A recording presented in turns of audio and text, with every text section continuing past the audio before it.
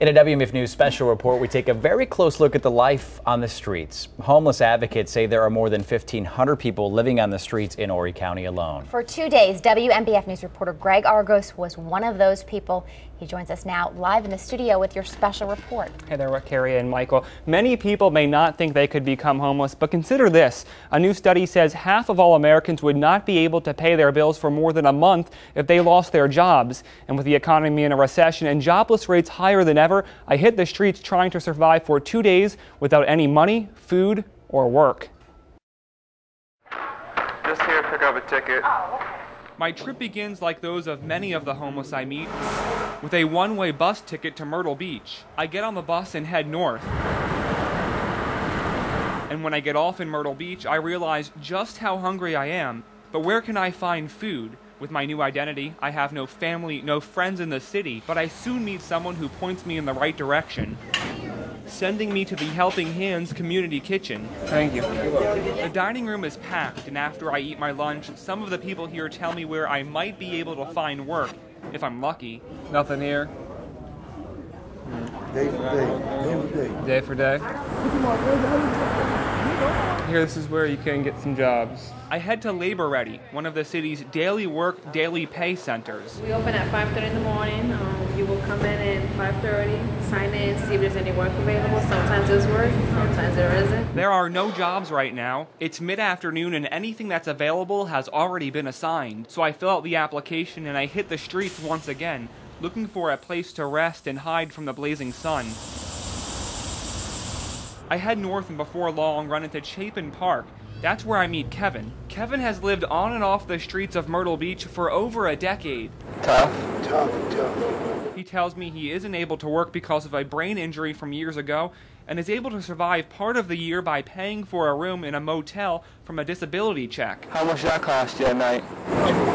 Yeah. Kevin, like almost all of the homeless people I meet, is incredibly helpful.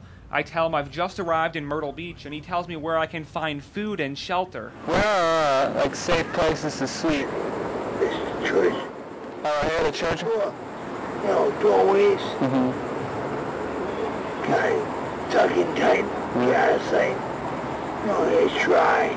No bugs. I thank Kevin and head out to find a place to nap. My first day as a homeless person has been exhausting.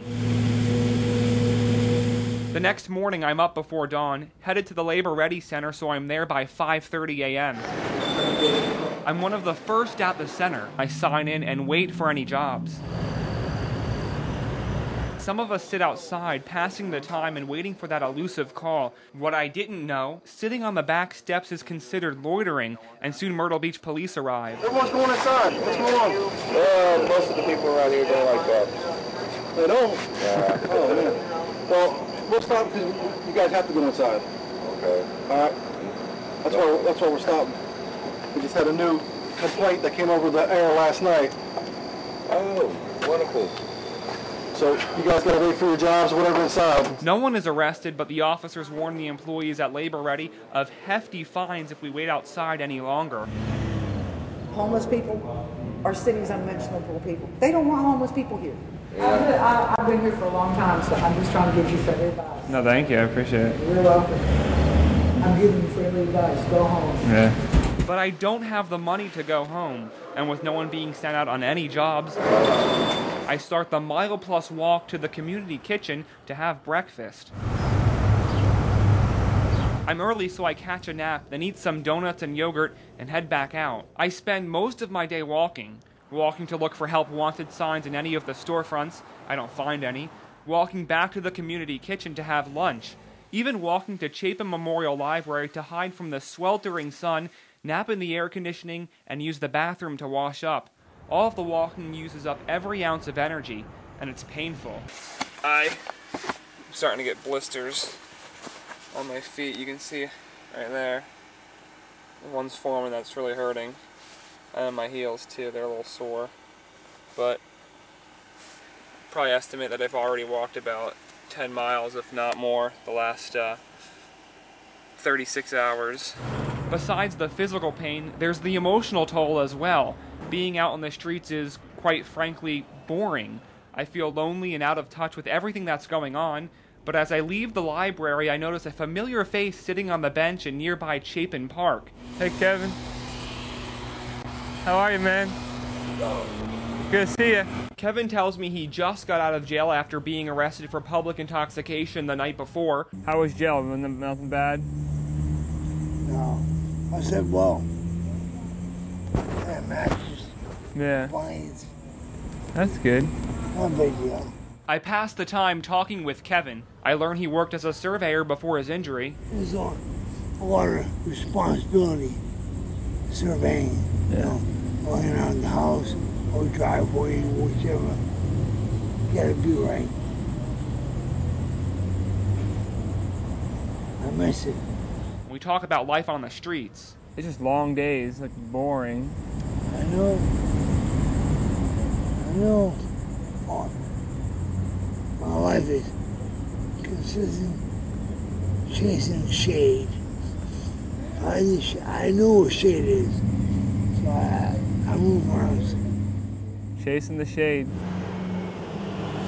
But life as a homeless person is also about chasing the food. And with dusk fast approaching and no money, I don't have any other choice than to head to Ocean Boulevard. You guys have any change to spare? You guys have any spare change? Do you have any change to spare? Quarter or a nickel, anything? Just trying to get a bite to eat.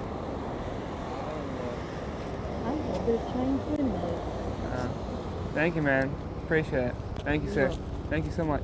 With the $1, I'm able to buy some nachos from a fast food restaurant. I eat my dinner, and after night falls over Myrtle Beach, I watch the free fireworks show over the pier. It's now 11 p.m., and I know I need to find a safe place to stay.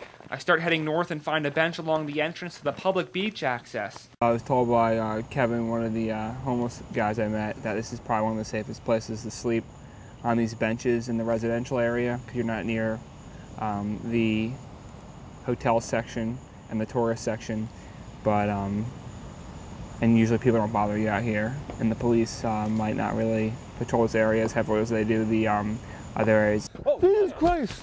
Man, I'm sorry. I soon find out that's not the case. What are you doing out here? Sorry, just. Who are you? My name's Greg. Greg, where do you live? I'm just trying to sit around. The officer asks me to follow him to his car, and that's when I tell him I'm with WMBF News. After checking out my story, he let me go. By now, it's already 4 in the morning, so I walk the streets, which are desolate this time of hour. And before I know it, it's 5:30, and I'm back at the labor office looking for work. Once again, there isn't any. They don't have any work anyway. No place has work. So with my journey complete, I sit on the beach and watch the rising sun, glad I'm finally able to return home this evening. And to learn more about homelessness in Myrtle Beach and throughout the United States, you can log on to our website, WMBFnews.com, and click on the link for the Homeless Bound Special Report. Reporting live in the studio, I'm Greg Argos, WMBF News.